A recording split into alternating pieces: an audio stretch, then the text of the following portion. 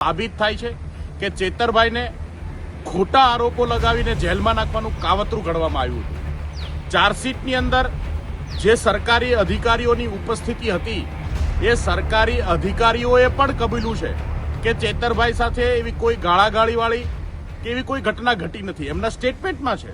આ સાંભળ્યા તમે આમ આદમી પાર્ટીના નેતા મનોજ સોરઠિયા અને ડેડિયાપાડાના એમએલએ ચૈતર વસાવાના જામીન થવા પર મનોજ સોરઠિયાએ કહ્યું છે કે આદિવાસી સમાજ, આદિવાસી વિસ્તાર અને ગુજરાતના લોકોની લડાઈ લડનાર ધારાસભ્ય ચૈતર વસાવા જેલની બહાર આવશે। ચાર્જશીટ અને આજની દલીલોથી સ્પષ્ટ થયું છે કે ચૈતર વસાવાને ખોટા આરોપોમાં જેલમાં મોકલાયા હતા। એમએલએ ચૈતર વસાવા ફરીથી પરિવર્તનની લડાઈ શરૂ કરશે। આમ આદમી પાર્ટી ઘર ઘર સુધી જઈને ભાજપની તાનાશાહી વિરુદ્ધ લડત આપશે। તો આ સાંભળો આપ નેતા મનોજ સોરઠિયાએ શું કહ્યું છે। સત્યમેવ જયતે, અંતે સત્યનો વિજય થયો છે।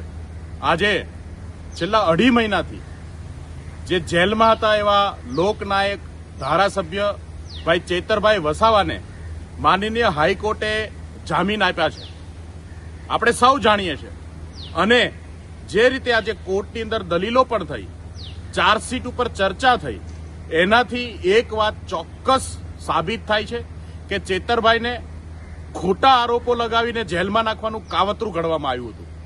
ચાર્જશીટની અંદર જે સરકારી અધિકારીઓની ઉપસ્થિતિ હતી એ સરકારી અધિકારીઓએ પણ કબૂલ્યું છે કે ચેતરભાઈ સાથે એવી કોઈ ગાળાગાળીવાળી કે એવી કોઈ ઘટના ઘટી નથી, એમના સ્ટેટમેન્ટમાં છે। અન્ય અધિકારીઓએ પણ જે સ્ટેટમેન્ટ આપ્યા છે એ અને એફઆરઆઈની જે સ્ક્રિપ્ટ છે એ તદ્દન અલગ છે।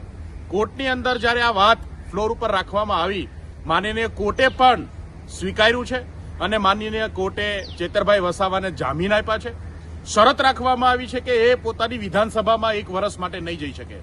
આમ તો એક ચૂંટાયેલા ધારાસભ્યને પોતાના વિસ્તારના મતદારોથી અલગ રાખવું એ સંવિધાનિક અધિકારોનું પણ ઉલ્લંઘન છે। એમ છતાં આમ આદમી પાર્ટી પાસે, ભાઈ ચેતરભાઈ પાસે જે પણ લીગલ રેમેડીઝ છે એનો ઉપયોગ કરીશું અને આ જે કન્ડિશન રાખવામાં આવી છે એમાંથી પણ આપણને હલ મળશે, એમાંથી પણ છુટકારો મળશે એવી પણ આશા છે। પણ અંતે આદિવાસી સમાજ, આદિવાસી વિસ્તાર અને ગુજરાતના લોકોની લડાઈ લડનાર ભાઈ ચેતર વસાવા બહાર આવી રહ્યા છે।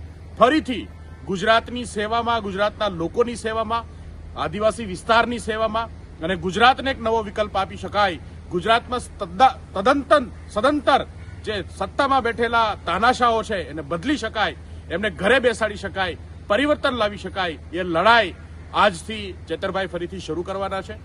ચેતરભાઈનું ભવ્ય સ્વાગત સાથે આગામી દિવસોમાં આમ આદમી પાર્ટી જે છે એ આગામી દિવસોમાં ઘર ઘર સુધી જઈ અને ભાજપની તાનાશાહી સામે લડશે અને અમને વિશ્વાસ છે કે આ જે લડાઈ છે એ લડાઈમાં ગુજરાતના લોકોનું સમર્થન મળશે, ગુજરાતની અંદર પરિવર્તન આવશે। જય હિન્દ, જય ભારત। ગુજરાત હાઈકોર્ટે આમ આદમી પાર્ટીના ધારાસભ્ય ચૈતર વસાવાને નિયમિત જામીન હવે આપ્યા છે। ચૈતર વસાવા જુલાઈ મહિનાથી હત્યાના પ્રયાસના કેસમાં જેલમાં હતા। Justice M.R. મેંગડેએ ચૈતર વસાવાની જામીન અરજી પર સુનાવણી કરી હતી અને હાઈકોર્ટે તેમને આ શરતે જામીન આપ્યા છે કે તેઓ 1 વર્ષ સુધી નર્મદા જિલ્લાના ડેડિયાપાડા તાલુકામાં પ્રવેશ કરી શકશે નહીં। તો ચૈતર વસાવાના જામીનને લઈને તમારું શું માનવું છે અમને કોમેન્ટ બોક્સમાં લખીને જરૂર જણાવો। જો તમે અમને યુટ્યુબ પર જોઈ રહ્યા તો સબસ્ક્રાઇબ કરો, જો તમે અમને ઇન્સ્ટાગ્રામ અને ફેસબુક પર જોઈ રહ્યા હો તો ફોલો કરો, સાથે જ અમારી વોટ્સએપ ચેનલ આવી ગઈ છે, જોઈન કરવાનું ના ભૂલતા। નમસ્કાર।